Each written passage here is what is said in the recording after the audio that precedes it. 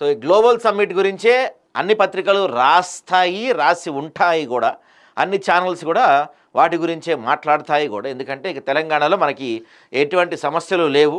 ప్రజలందరూ రామరాజ్యం కన్నా సంతోషంగా, సస్యశ్యామలంగా, ఆనందంతో వెళ్ళి విరిసిపోయి నిన్న మొన్నటి నుంచి ఏం చేయాలో అర్థం కాక జుట్లు వీక్కుంటున్నారు జనమంతా.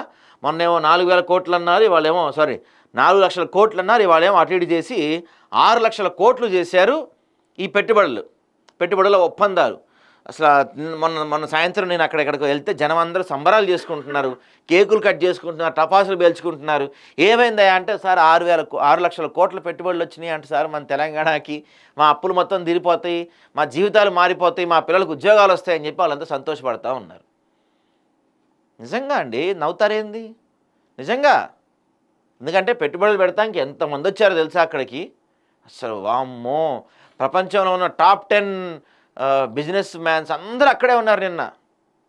నిజంగా, అరే నిజం చెప్తే నమ్మరేందండి బాబు. టాప్ 10 వరల్డ్లో, టాప్ 10 కాదు, వరల్డ్లో టాప్ 100 బిజినెస్ టైకూన్స్ అని చెప్తారు చూసారా, వాళ్ళంతా నిన్న ఇక్కడే ఉన్నారు, మన గ్లోబల్ సమ్మిట్ దగ్గరే ఉన్నారు. మేము పెడతాం తన్నుకున్నారంట. ఒక సందర్భంలో పెట్టుబడులు పెట్టే వాళ్ళకి తోపులాట జరిగిందంట.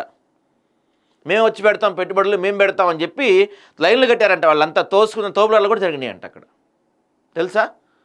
నిజంగా అంత భారీ స్థాయిలో మనకి పెట్టుబడులు వచ్చాయి. భారీ స్థాయిలో నిన్న అసలు ఆ ఎంవైవులు పెడతానికి, ఆ పెట్టుబడులు దాచి పెడతానికి మనకి బ్యాగులు, లారీలు సరిపోలేదంట. నిన్న అన్ని వచ్చినాయంట పెట్టుబడులు, తెలుసా.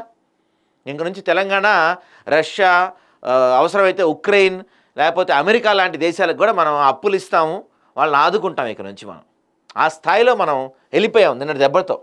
నిన్న మొత్తం కలిపి ఒక 6 లక్షల కోట్లు, మొన్న లాస్ట్ ఇయర్ దావోస్ వెళ్ళినప్పుడు ఒక 2 లక్షల కోట్లు వచ్చాయి. కాబట్టి మొత్తం మీద మనకు వచ్చిన పెట్టుబడులు 8 లక్షల కోట్లు.